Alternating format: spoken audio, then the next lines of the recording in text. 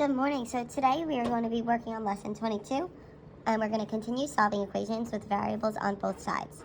So this is our second day of this. So what I'd like you to do is in the do now, complete questions 1 and 2, and come back to check your answers. So taking a look at example number 1, the first thing that we needed to do here was combine our like terms. So I combine 4x and x, and I get 5x minus 25 equals 10. Then it's just a two-step equation. So we add 25 on both sides, and I end up with 5x equals 35. I divide by 5 on both sides, and I get x equals 7. Question number 2 is similar to yesterday's lesson. I had 9x plus 2 equals 40 plus x.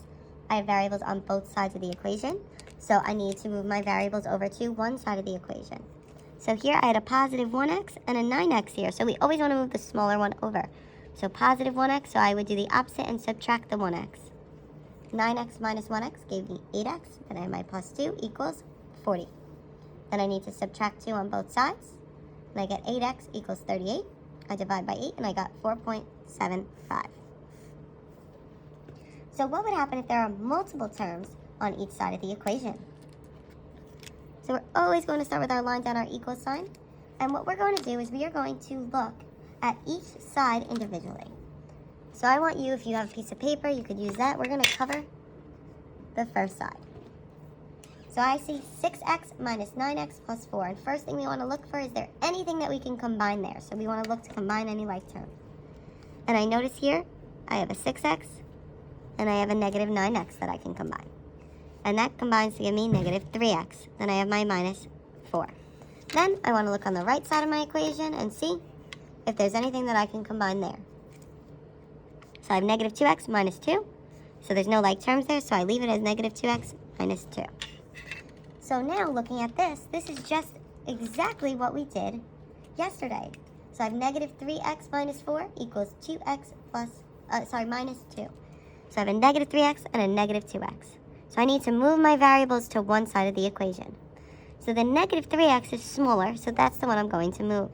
So if it's a minus 3x, the opposite would be to add 3x. And what I do on one side, I do to the other. So then my negative 3x and my 3x leaves me with just a negative 4 on this side equals negative 2x plus 3x leaves me with a positive 1x minus 2. So then this is just a simple equation to solve. So I could add 2 on both sides, and I end up with 1x equals negative 2. And then I need to divide by 1 on each side, and I get x equals negative 2. Now, some of you might have realized that 1x is just the same as x, so you could have just left it. Either way is fine. So let's look at question number 2. Here I have 3x plus 3 plus 5, 3x plus 3 minus 5 equals 5x minus 2. So here we're going to look at each side of the equation separately at first. So let's look at the left side. Is there anything you can combine on the left side? And I notice that I have a 3 and a negative 5. And I apologize, I did not put my line down. So then here I have 3x, and 3 and negative 5 combine to give me a negative 2. Equals. Now let's look at the right side. Is there anything I can combine here? No, so we leave it as 5x minus 2. Now I have variables on both sides of the equation, so I need to move the variables to one side. So I have a 3x and a 5x. The 3 is smaller, so I'm going to move the 3x over. The way I do that is I subtract 3x, and what I do on one side, I do to the other. So then on this side, I'm left with negative 2 equals 5x minus 3x is 2x minus 2. Now this is a two-step equation, so I need to get the variable by itself. I'm going to add 2 on both sides, and I end up with 2x equals negative 2 plus 2 is 0.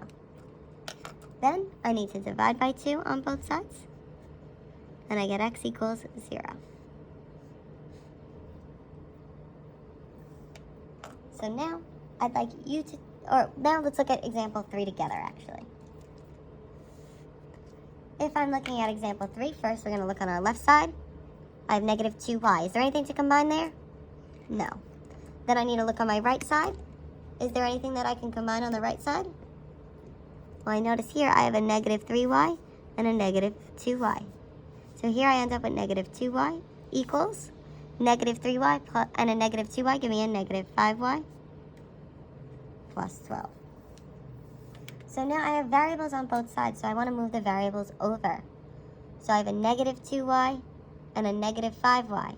The negative 5y is smaller, so I'm going to add 5y on both sides. So then here I'm left with a 12 equals negative 2y plus 5y gives me 3y. So this time I'm actually left with only one step, and I just need to divide by 3 on both sides.